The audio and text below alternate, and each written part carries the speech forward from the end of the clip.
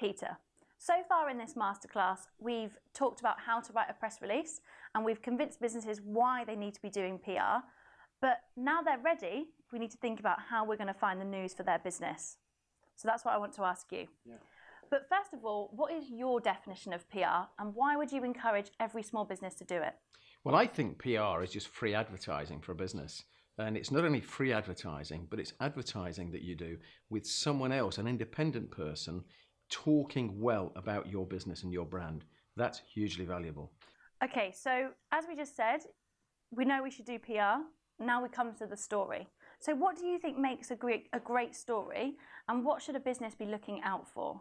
Well, what a business should have in mind when it's trying to create its story is relationship. And we've talked about relationships in previous videos in this series. We've talked about relationships with journalists, with media, with your customers.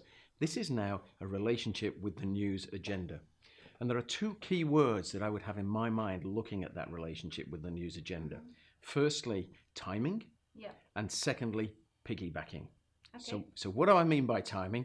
What do I mean by piggybacking? Yeah. Well, we talked about timing in earlier videos, and getting your timing right and getting your news in the media is absolutely key. It's critical. So you've really got to focus on why you're putting some news out at that time.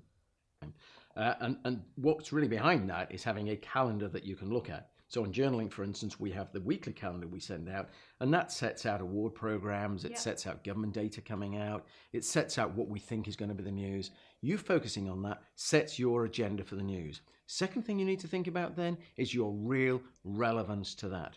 Would you pay for the newspaper that's got your article in it? Because if you wouldn't, that means your article, your news, isn't really relevant.